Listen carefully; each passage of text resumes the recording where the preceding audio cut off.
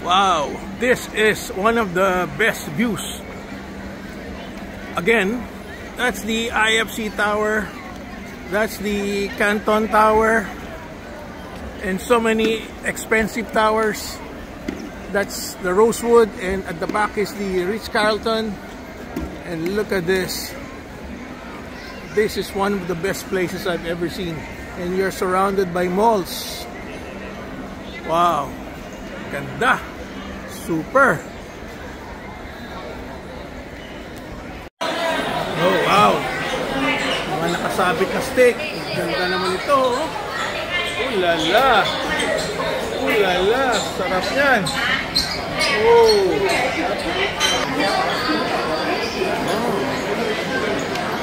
Ito pa, beef. Saan kaya yung banda? Ito mo yan, Berna? Saan kaya sa China yan, oh? Ganda, oh. Wow. Saan kaya, ano kaya lugar sa China yan? Ganda naman yan. Gusto ko magpunta dyan.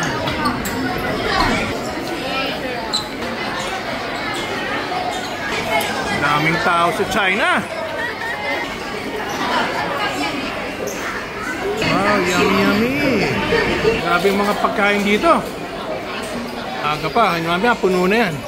Oh, nakita ni Berna. Oh, sige. Nakita ni Berna yung kanyang favorite drinks. Oh, magkatabi pa, oh. Magkatabi. Haiti. At saka Luckin Coffee. Yan ang paborito ni Madam Berna. So, nagmamadaling pumasok. Iniwan si Haiti. Dito pumasok kay Luckin Coffee. Anong lasa, Berna? Anong lasa? Matamis, no? Ito, si Kokok Bistro, oh. Mukhang masarap yung steak niya, oh.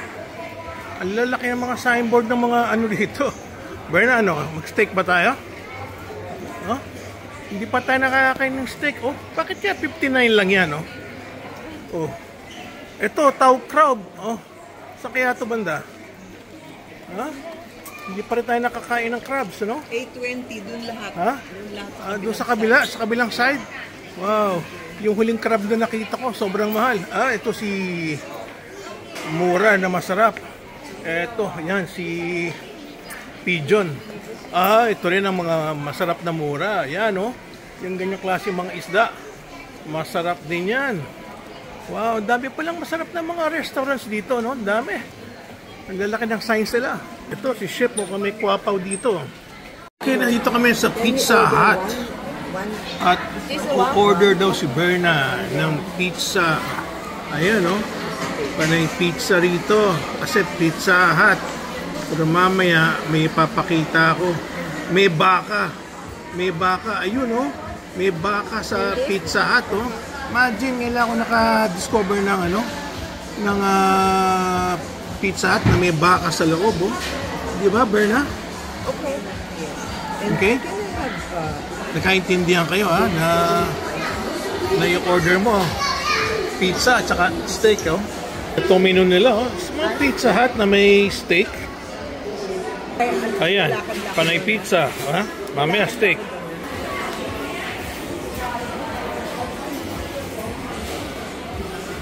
Oh. Mamaya may steak tayong makikita. Oh. Eto na. Imagine, ha? Pizza Hut na may steak, ha? Sirloin at saka ano, prime rib eye.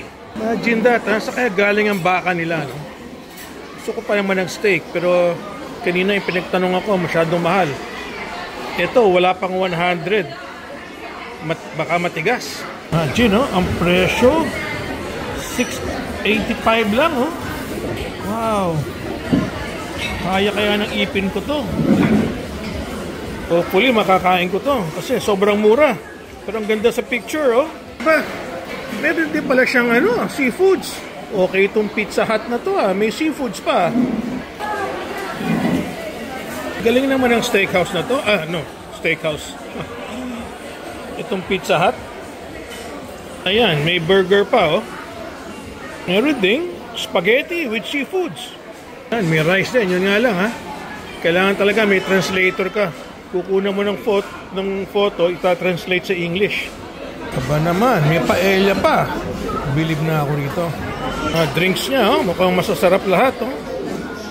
Ano? Wala ka? Wala ka nakita? Ano, meron ba tayong drinks order, Berna? Tubig order natin. Okay. Hindi, okay na. Hindi, tubig okay yan. Tignan mo, Berna, nakita ko 600 grams eh. 600 grams yung steak. Ha? Meron pa, tignan mo, meron na word na 600 dyan. Well, kung 600 grams, ang laki nun. Para sa steak. Yun, di ba? Nakalagay 600. Ha? 600 grams. Ani 600 dyan? Ayan, kinukunin. Ha? Wagyu steak of high 600 days old. 600? Days old. 600 days old. Kala ko 600 grams. 600 days. Ano? Edad pala ng baka, 600 days old? Oh, wow. Nandiyan na yung pizza mo. Kaya mo kaya ubusin yan? Wow. Hindi na tayo makakain ng dinner nito. Wow. Akala ko isang slice lang ang in-order mo. Isang buong piraso pala yan. Masarap? Masarap, mama? Ha? Pero makapal, no? Makapal siya.